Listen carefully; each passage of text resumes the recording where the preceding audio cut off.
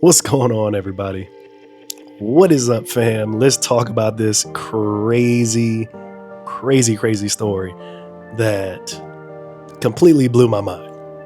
We're going to be talking about the real beef between MotoRadds versus Chinmounts.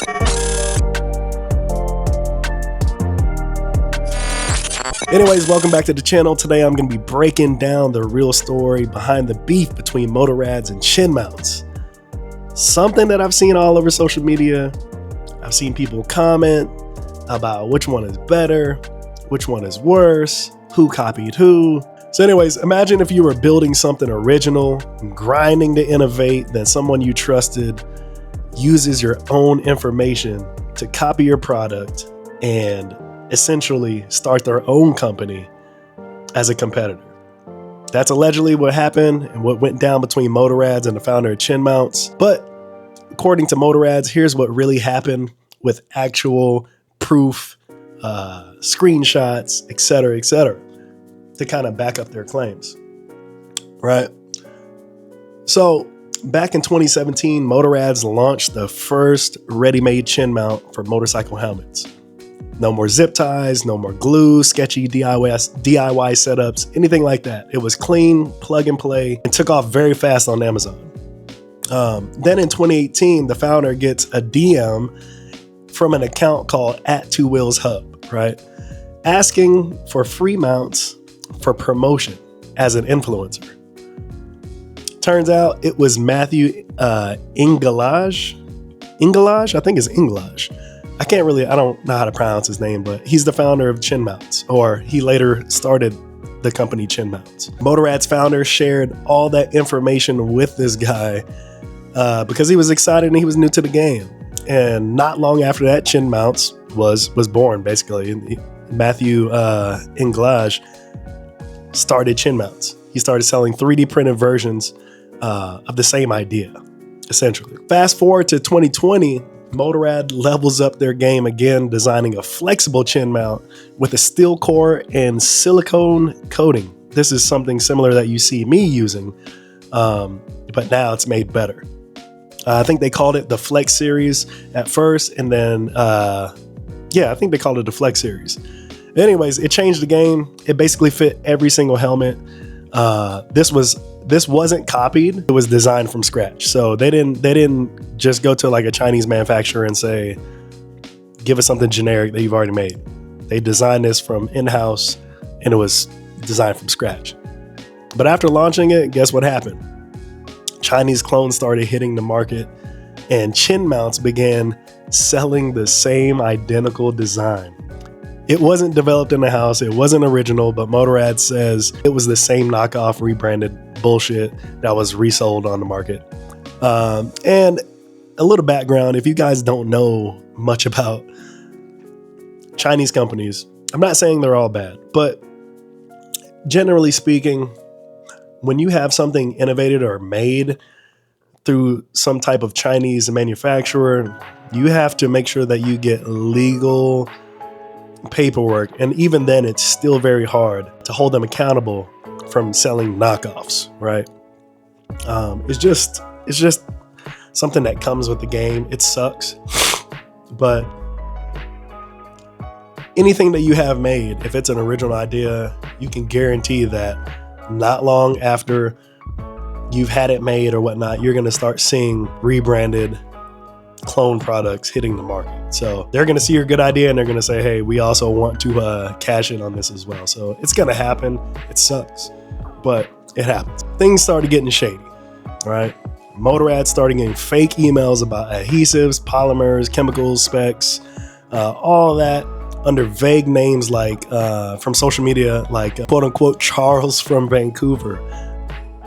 Then came the fake complaints, like people saying lost my camera on the highway, from accounts linked to the Chinmounts founder, Matthew. So I think that's pretty wild. Even in the Instagram handle, one of the guys was @Vancouver Taco, popped up following multiple Chinmount accounts, leaving bad reviews. He had no purchase records, no order numbers. He was basically just trolling and trying to sabotage, by leaving bad comments. You know, it happens. It does happen. It's a practice that some companies use. I'm not gonna say every company, but a lot of companies do use that against their competitors. So, you know, it is what it is. I think it's crazy though that they would go that far to actually do that. Not expecting these accounts to get traced back to them is wild. Now, some people might say it's just a chin mount. Like, who really cares? But here's the thing, man. This is about integrity, originality, and how small creators get undercut by bigger marketers who basically repackage their own work. You know what I mean? You could be a guy on the bottom just starting out, and you got really cool ideas. You're trying to implement it, trying to get it out on the market, and then here comes a company or a startup or a group of entrepreneurs who have way more money to market and get this thing out to the masses faster than you can. And they basically hijack your work and they take all the credit and give no credit to where it's due, to you, right? MotoRadds had to basically claw back and recall batches and batches of their design, because things were happening. There were failures being reported. Things were, you know, there was bad batches involved, and it was causing issues. So MotoRadds basically had to recall a bunch of stuff and completely start from scratch again. But they kept it very, very transparent. They didn't play dirty. They didn't copy anything. And to me, that deserves respect, because again, it's easy to just blame it on the manufacturer, you know, etc. But to take ownership and say, like, look, this design that we had, it just wasn't thought through, you know, completely. And, you know, it almost destroyed them, honestly, financially anyway. It almost destroyed them financially, but they were able to come back. So basically, I would just like to say, like, look, the next time you see chin mounts being compared, just know that it's not about price or design. It's about the story behind the product. And now you kind of know the story. If you like this breakdown, hit the like button, drop your thoughts, drop a comment, subscribe if you want to. If you want me to do some more gear reviews or moto content, or just kind of talking head shit like this. Stay safe and ride hard. Oh, wait. I do want to give this a preference. I used to use chin mounts a lot back in the day. But one issue that I always had was that it would eventually fail. And it was the most random thing ever. It would eventually just fail. It would stick on fine. It'd be working for months and months and months, a year, and then just randomly it would just fail. Two of those times I caught it failing before I even went on a ride. Last year or the year before, when I finally had the final straw, I lost my damn DJI Action 4 on my mount, and I was just fed up at that point. And I was like, I'm not doing chin mounts anymore. And that's actually how I found MotoRadds, and using their flex mount, and it worked. To make sure it worked, I also used some Subaru.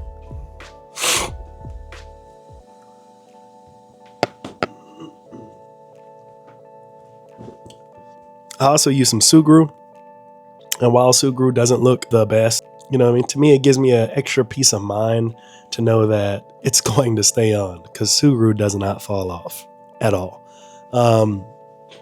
Now, you can call it paranoia.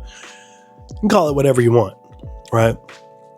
I have not had any issues, and that's the second helmet that I've applied a MotoRadds flex mount to. The other one is my HJC, which I used first, and never had any problems with that. And even so much so, every time that I got a new one, I made sure to point out and tag both companies to say, I'm never using chin mounts again. Obviously, the issues with chin mounts goes beyond that. You can go to Reddit, you can go type it on Google. A lot of people have had issues with chin mounts. I don't know if it's the 3M tape that they use.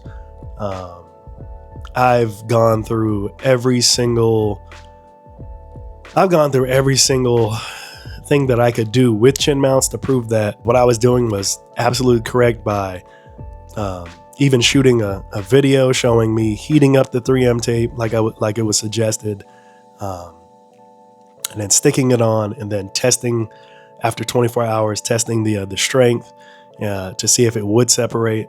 And one of those times it did separate, and they told me to do it again, to do it once more, heat it up, make sure it was really, really hot, and then apply. And then after that, it did stick with weight. But at that point, I was just like, you know what, just give me my money back, dude. Like, I'm not going to chance it again. I'm tired of losing my cameras. I think that's when they had suggested to me that I should tether the camera to the helmet. Tether the camera to the helmet, just in case it does fail. You won't completely lose it. It'll dangle if you have a tether, and you'll be able to save your camera. That's the advice that I took when I moved to MotoRadds. And so now on all my helmets, I put a tether on there, just in case, right? But after that, after a couple of posts that I had posted, MotoRadds did reach out to me and ask me if I wanted to be a part of the partnership program, or I don't think it's a partnership program. I think it was like the like an affiliate program or something like that. So I am a part of MotoRadds affiliate program. I don't even know if I have it listed though. I just know that the shit works, right? I think I have an affiliate code. I don't know if I've been putting it in the descriptions or not. To me, it's cool. People are going to make their own choices or whatnot. It doesn't matter to me. But if I can find that, and I will put that in the video, if you have not tested MotoRadds mounts, their flex mounts, you should probably try it if you're only having problems with chin mounts. I know everybody doesn't have issues with chin mounts. They're widely popular. There's nothing wrong with that. For me, it did not work. For me, I gave it chance after chance, year after year. It just did not work for me. It didn't solve my anxiety problem of losing cameras. And cameras are expensive, man. They're really, really expensive. So if you do find yourself looking in the market for a chin mount, I would highly suggest MotoRadds. To me, what stands out to me and why I think it works better than chin mounts is that it covers more surface area. Now, downsides to that is it doesn't look as pretty in most cases than a chin mount. To me, chin mounts have the fashion part down. Like, the 3D mounts are specific to your helmet, if they support your helmet, and it just has a cleaner look, in my opinion. But at the same time, I think you sacrifice those looks for a small surface area that it has a job to do, to stick. I think the larger your surface mount area, the safer your camera is going to be, and the longer and harder it's going to stick. That's why I like MotoRadds, because it covers a wide surface area. Even though it's thin, it covers a wide surface area, meaning that its grip strength is much higher than having a small surface area where it's just concentrated in a small area. I think that's honestly the difference. Now, when I did get the KYT helmet, MotoRadds did not have a specific mount for that helmet. So I just went back to using their universal flex mount. And I was kind of nervous because the KYT has a lot of angles at the chin. It has a lot of angles. I don't know why I keep doing that on my hands, but it does have a lot of angles on the chin. And so it doesn't necessarily lay flat like it does on the HJC. The HJC chin mount is like, our chin on the helmet is universal. It's smooth. It doesn't have any ridges or corners. It's just a smooth surface. So it's just a smooth surface. So applying that flex mount, it just goes on like butter, and you don't have to worry about any ridges or anything like that. So I was a little concerned with the KYT helmet. So that's why, in addition to the flex mount, I added the Sugru, just to make sure that all those little grooves where there were little opening pockets that didn't necessarily seal the way I wanted it to seal. It was addressed and it stuck. But like anything, I used a heat gun or I think I used a blow dryer to heat that thing up really, really hot, and then get it to really flex and sit on the helmet really well. And like I said, it came out really good. I'm happy with it. It holds everything together. I did put a tether on my new helmet as well, just for extra caution, right? Like I said, these cameras are expensive, man, and it sucks when you lose cameras. So I was just overall really surprised. I'm going to leave the link that MotoRadds sent on their article discussing all of this with you, so you can go and read the article for yourself. This was just mainly a video of me kind of seeing that article and being blown away, because I had no idea that it was really this deep. I really didn't know that. I just thought it was competitive beef until I read this, and then I was just like blown away, like wow. And like I said, the shady business practices and stuff like that, it happens a lot. It sucks, but like I said, it happens. You just got to be careful if you do have an innovative idea. Even if you have, if you started intellectual property on something, just be very, very wary. Be very, very cautious about who you are sharing your information with, because more than likely somebody is looking for another way to rip you off, right? To steal your idea and try to be first, especially if they have more money than you to market and get it out there. You just got to be careful. This game is being played every single day, and it sucks. Some companies get, smashed for it. Some companies go to jail for it. Some companies have to pay a lot of money in restitution for stealing ideas, for infringement. So I'm not necessarily surprised, but my ultimate verdict is that for me, MotoRadds works. I don't see myself ever going back to Chinmounts.